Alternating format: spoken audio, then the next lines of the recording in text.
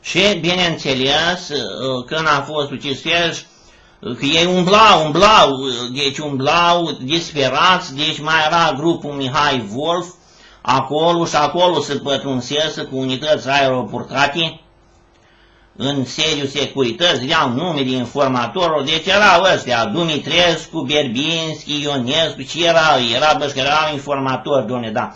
Mihai Wolf, deci era căcat la cur, spre el s-a adunat lumea aceea, să-i omorâm și pe Mihai Wolf ăștia. Nu, stați, că trebuie izolate vârfurile astea, că tot trebuia izolate vârfurile, de ce să mai izoleze? Fă praf aici, dracului, băga mea și pula în gura lor de comunist.